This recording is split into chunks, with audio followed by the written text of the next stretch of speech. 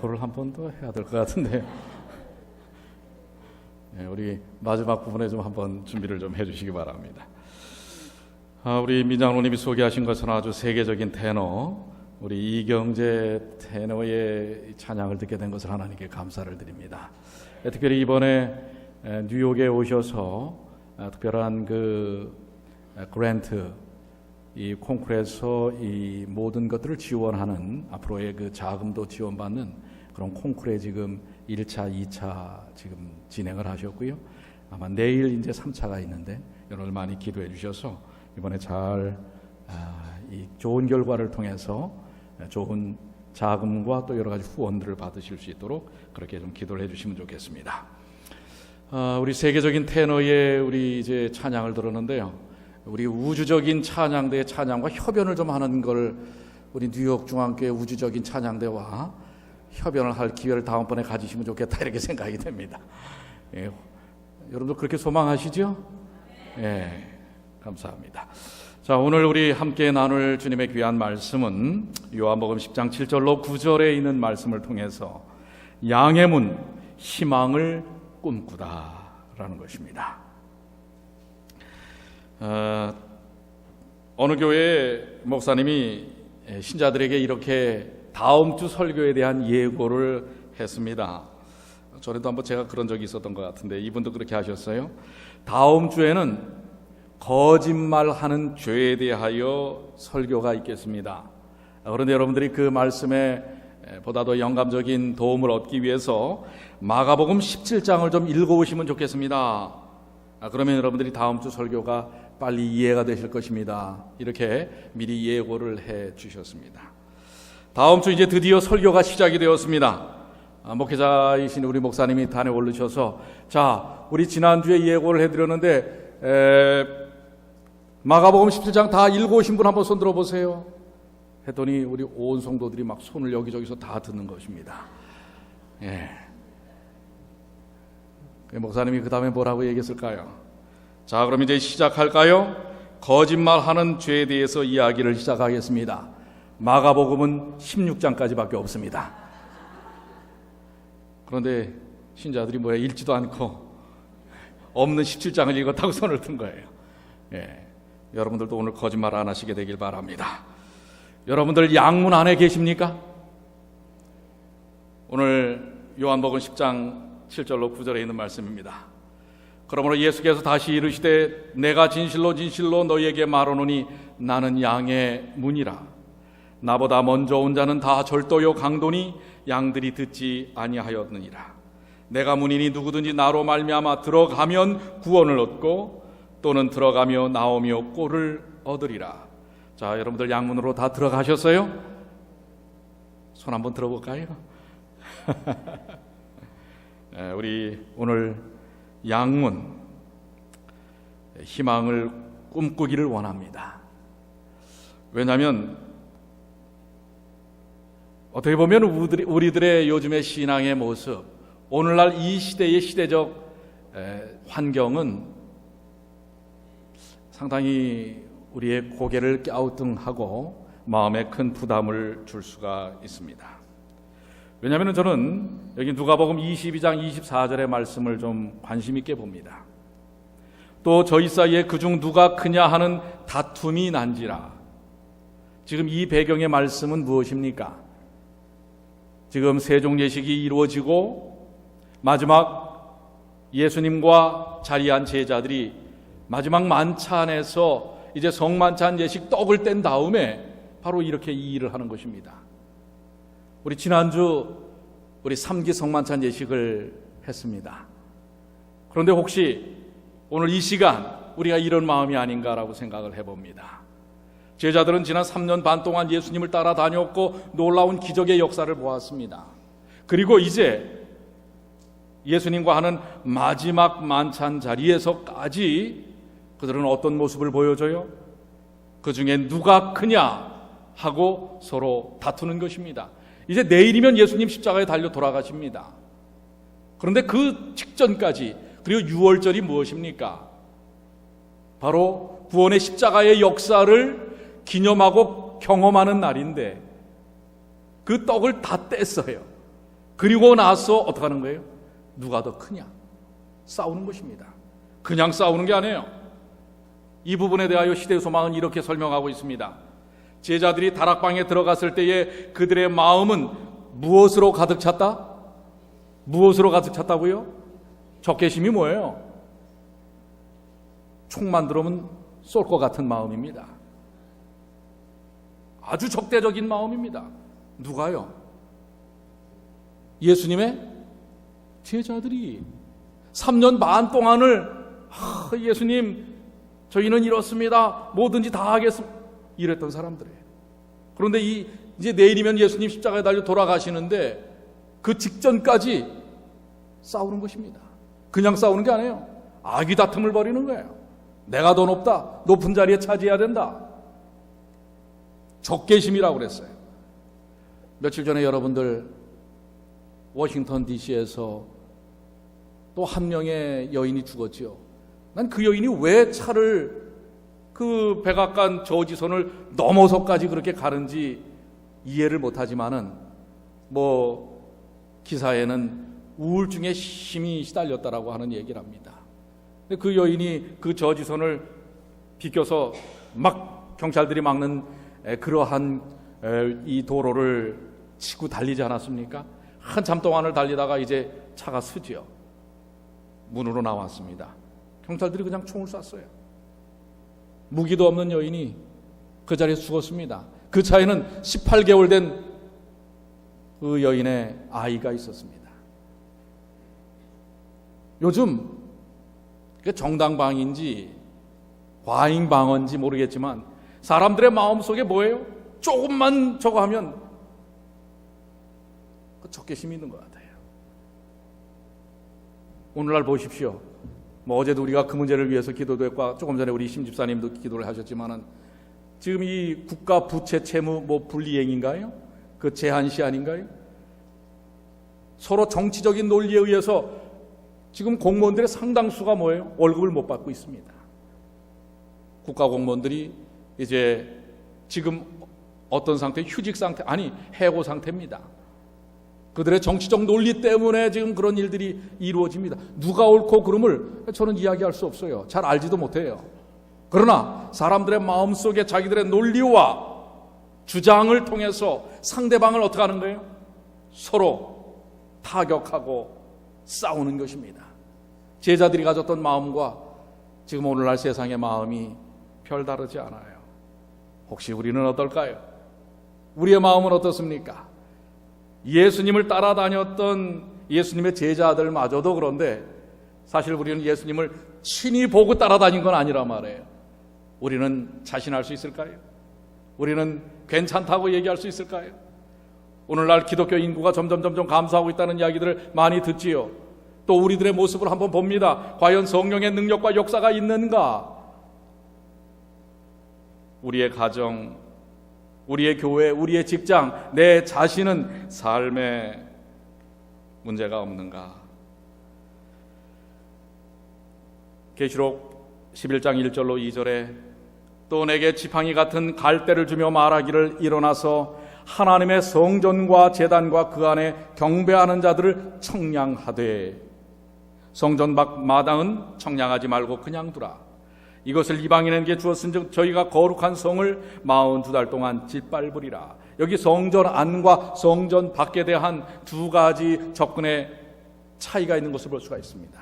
성전 밖은 아예 청량도 하지 말라고 하는 것입니다. 왜요? 의미가 없어요. 아예 그들은 하나님의 은혜의 범위에서 벗어나 있는 것입니다. 그런데 무엇을 청량하라고 그래요? 하나님의 성전과 제단과 그 안에서 경배하는 자들을 청량하라. 하나님을 믿는다고 하는 사람들을 청량하라. 지켜보라는 것입니다. 어떻게 사는지를 보라고 하는 것입니다. 그런데 바로 예수님이 십자가에 달리시기 전날과 같은 모습, 그런 모습으로는 안 된다고 하는 것입니다. 1970년대에 해리 할로우라고 하는 이 비교 심리학자가 이런 실험을 했어요. 상당히 비인도적인 그런 실험이에요. 그러나 어쨌든 그가 비교 심리학자로서 이 절망의 구덩이라고 하는 기계를 만들어 갖고 실험을 했습니다. 이 절망의 구덩이라고 하는, 여러분들이 보이시는 이 기구가 절망의 구덩이라고 하는 기구입니다. 이 역삼각형으로 이렇게 돼 있는데 밑에는 바닥이 없어요. 점점 더 좁아집니다. 그리고 이 철판이 아주 매끄럽습니다. 그리고 그 위에는 철망으로 덮여져 있어요. 그리고 밑에는 이렇게 웅덩이처럼 빠져 있는데 바로 발을 디딜 수가 없이 허공에 좀 떠 있도록 만들어 놓은 것입니다. 여기에 히말라야 원숭이들을 가다 놓고 실험을 하는 것입니다. 엄마 곁에서 이제 난지 10주 동안은 엄마 곁에서 잘 엄마의 사랑을 받은 이 히말라야 원숭이, 우리 여러분들의 오른쪽에 보이는 저 원숭이가 히말라야 원숭이입니다. 이쁘죠?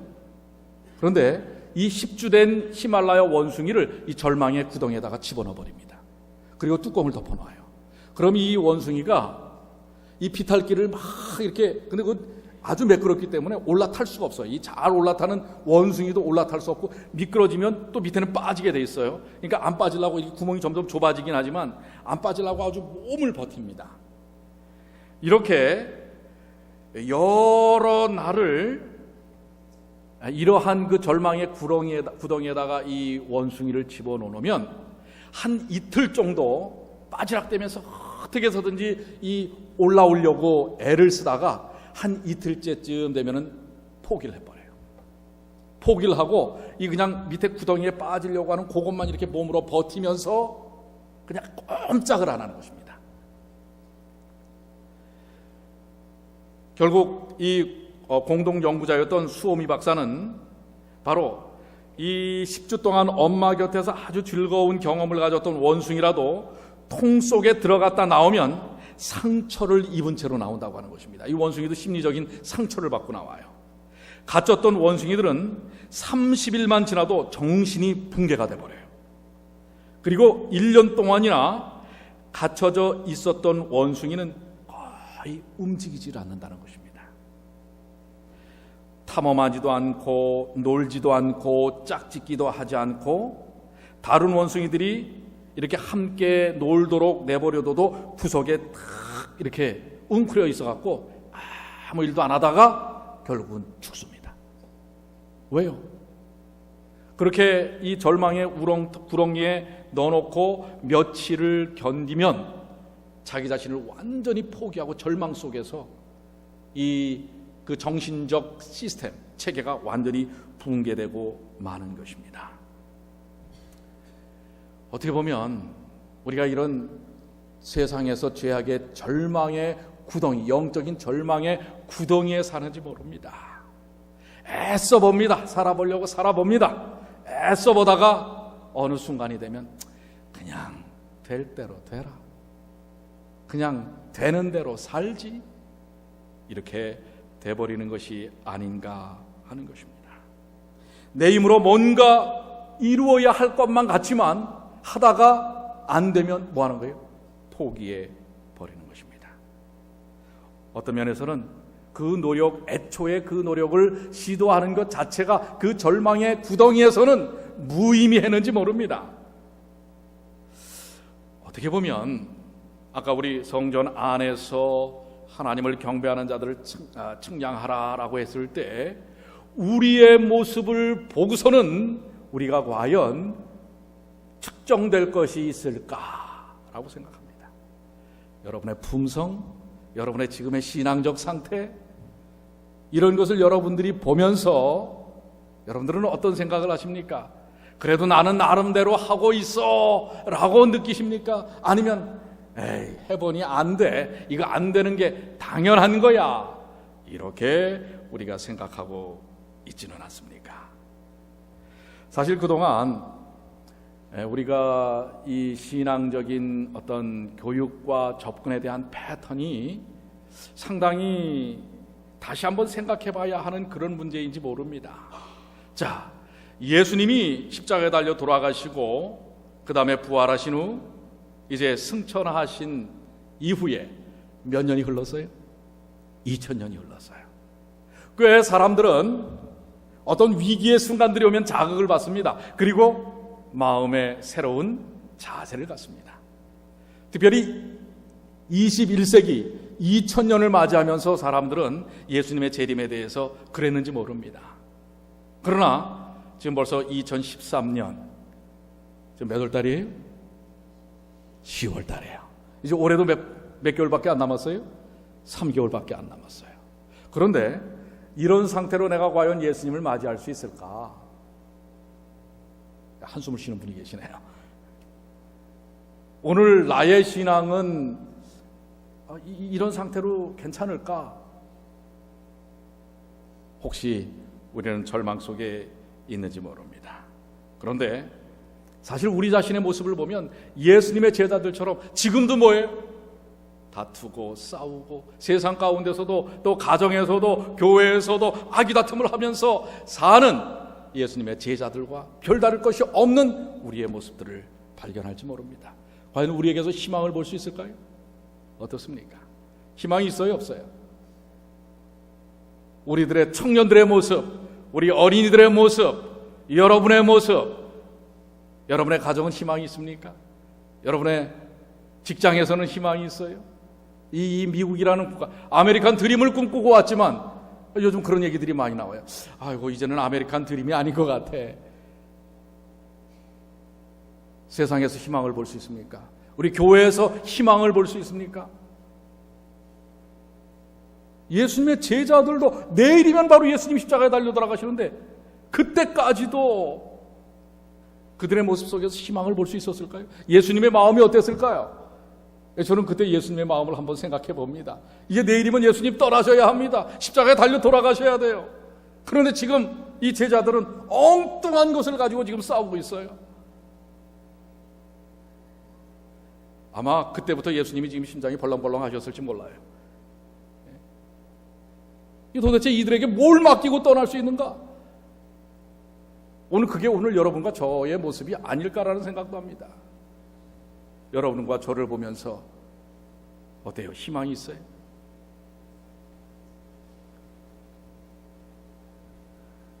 그런데 여기서 멈춰지면 우리는 정말 희망이 없습니다. 이 문제를 해결하려면 예수님께서 십자가에 달리시는 그 기념 예식을 했던 유월절의 의미를 다시 한번 우리는 되짚어 봐야 합니다. 출애굽기 12장 23절입니다. 여호와께서 애굽 사람을 치러 두루 다니실 때에 문 인방과 좌우 설주의 피를 보시면 그 문을 넘으시고 멸하는 자로 너희 집에 들어가서 너희를 치지 못하게 하실 것임이니라. 우리의 품성 언제 변화될까요? 언제 우리가 늦은 비 성령 받을 수 있을까요? 어때요? 여러분들 가능성이 있어요? 늦은 비 성령의 역사에 가능성이 있으세요? 이런 상태로 예수님의 재림 곧 오실 수 있을까요? 또 오시면 어떻게 됩니까? 그런데 여기 출애굽기 12장 23절에 그 해답을 말씀하고 있어요. 여호와께서 애굽 사람을 치러 두루 다니실 때에 문 인방과 좌우 설주의 피를 보시면 뭘 보셨다고요? 문 인방과 좌우 설주의 피를 보면 그 문을 넘으시고 그 안에 있는 백성을 보신 게 아니에요. 사람을 보신 게 아니에요. 그 사람의 품성을 보신 게 아니에요. 그 사람의 능력을 보신 게 아니에요. 뭘 보셨다고요? 그 문에 발려져 있는 뭘 봤다고요? 피를 봤다고 하는 사실입니다.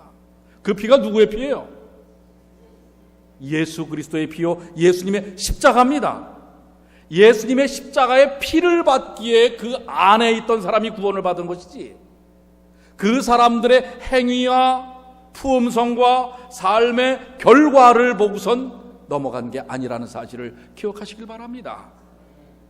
오늘 이것은 오늘 우리의 딜레마를 뛰어넘을 수 있는 매우 중요한 복음입니다. 우리 모습 보세요. 여러분의 행위, 여러분의 삶 보여줄 게 없어요. 저도 마찬가지고요. 무엇이요? 그분의 피가. 단지 우리는 어디에 있기만 하면 됐어요. 어디에 있기만 하면 그 문 안에만 있으면 되는 거예요. 아멘 아닙니까? 오늘 그 은혜가 크시지 않습니까? 여러분의 행위 아닙니다. 여러분이 안식일을 지키는 어떤 모습이 아니에요. 여러분의 어떤 했던 뭐예요? 행위들이 아니에요. 바로 그 문 안에 있을 때에 이루어지는 것입니다. 이것이 바로 뭐예요? 어떻게 이제 앞으로 우리가 계속해서 말씀들을 나눌 때 그 문제를 좀 자세히 한번 좀 점검을 해볼 것입니다. 어떻게 그 예수님의 십자가 달리기 전날에 척개심을 갖고 싸워서 뭐 그냥 막 머리 부딪히며 싸웠는지는 모르겠어요. 그러나 마음은 그랬어요. 그냥 막 주워 받고 싶었는지 몰라요. 그렇게 막 멱살 잡고 싸웠는지 모르겠어요. 그랬던 사람들이 그 후 얼마 만에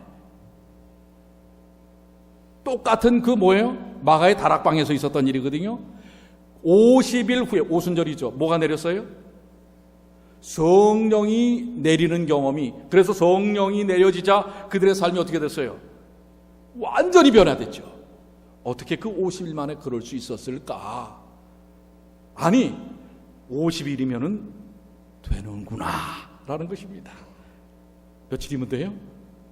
3년 반 동안 안 되던 것이 50일이면 돼요. 뭐 하니까? 성령을 받아야 된다고요?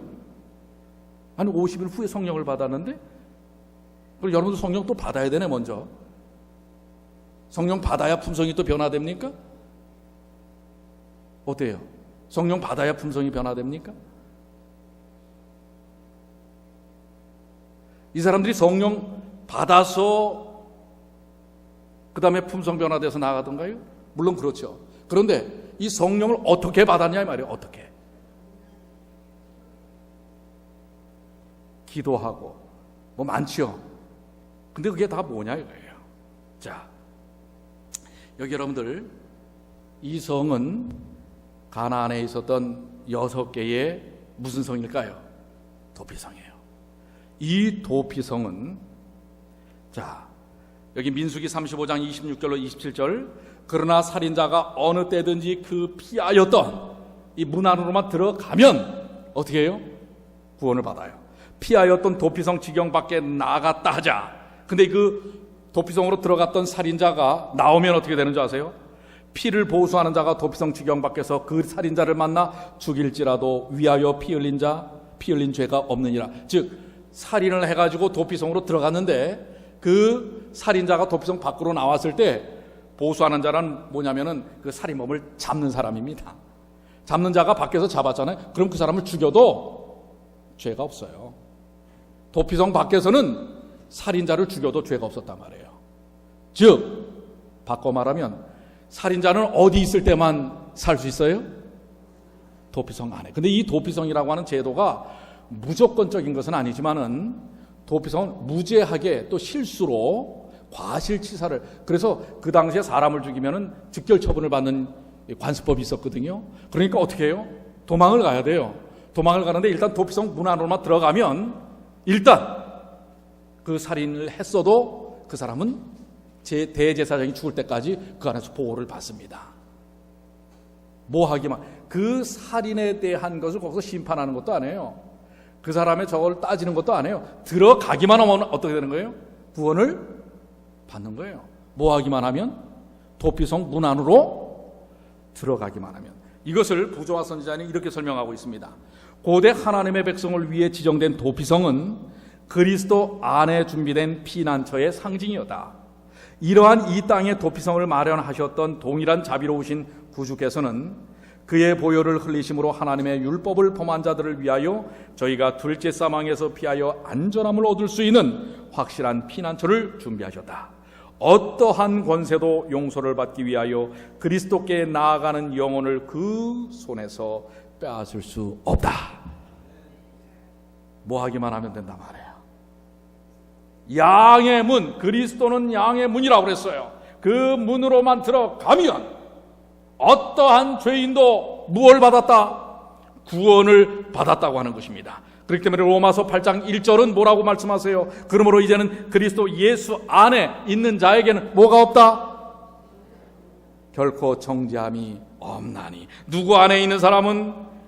그리스도 안에 있는 사람은 정죄함이 없는 것입니다. 그것이 구원입니다.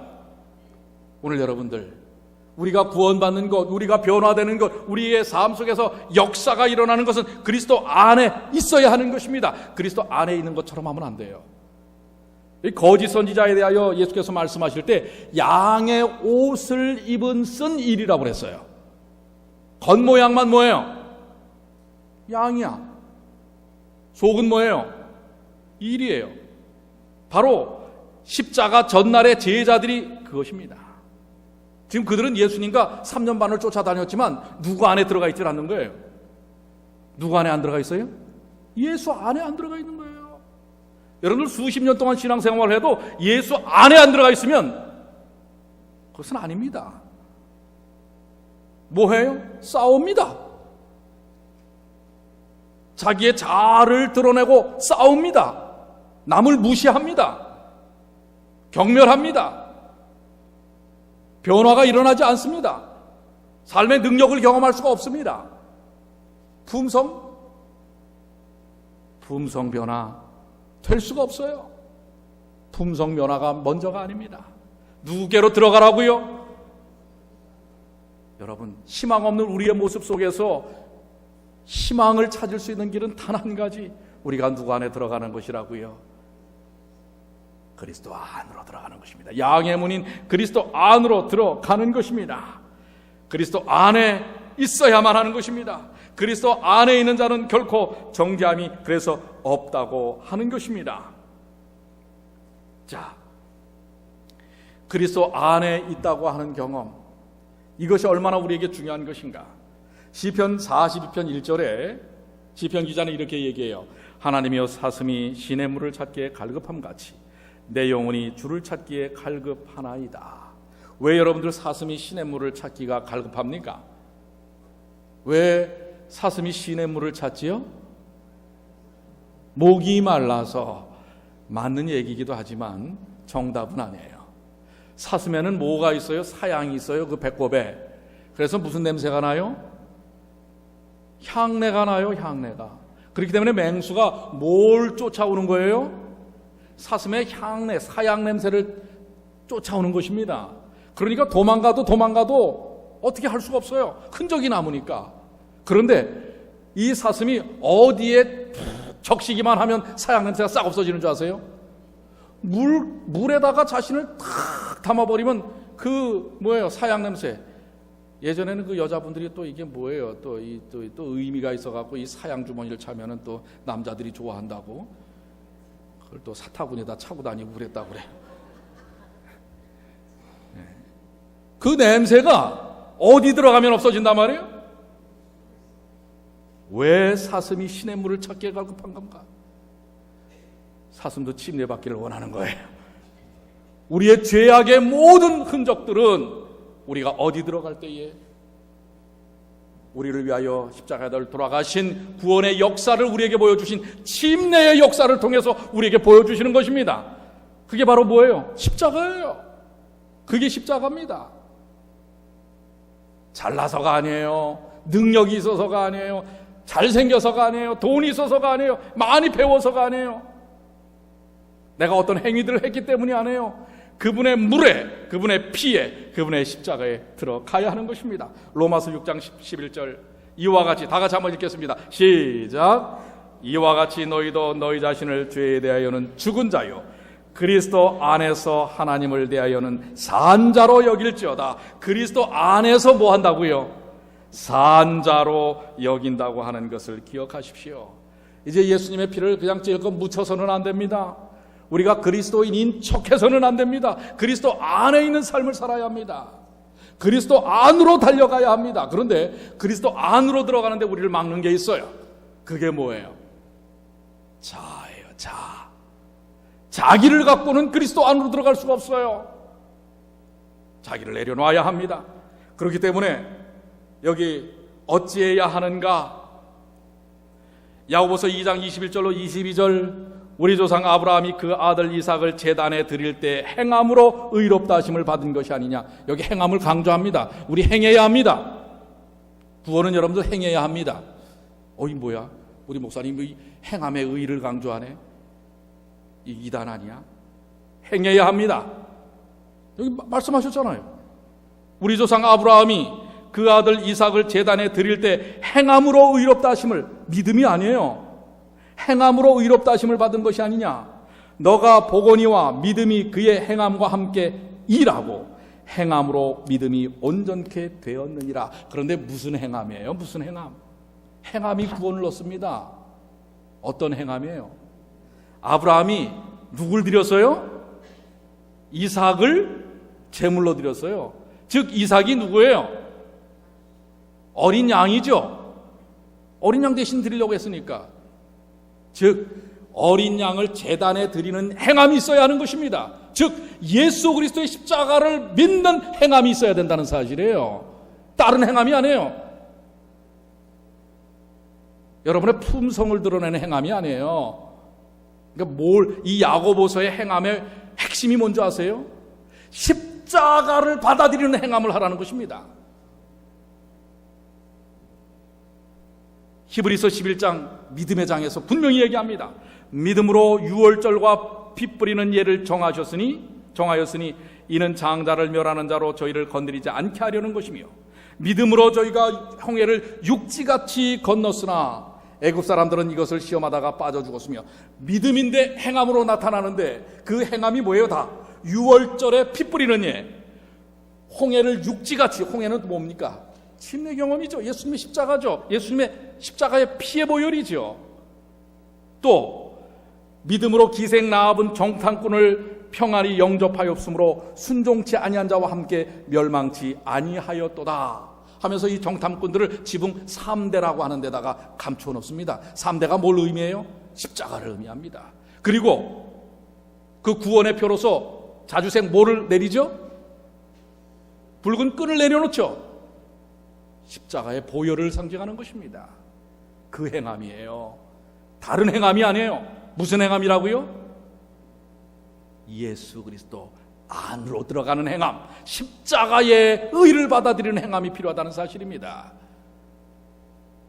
그래서 계시록 3장 20절에 분명히 말씀하십니다. 볼지어다 내가 문 밖에 서서 두드리노니 누구든지 내 음성을 듣고 문을 열면 내가 그리로 들어가 그로 더불어 먹고 그는 나로 더불어 먹으리라. 여러분의 문을 여십시오. 그리고 누구의 문으로 들어가야 합니까? 내 마음의 문을 열어야 예수님의 문으로 들어가는 것입니다. 오늘 우리 자신의 삶, 자아가 살아있는 삶, 아직도 주님의 십자가 밖에서는 여전히 우리는 다툼과 싸움과 자기중심적인 삶을 살 수밖에 없습니다.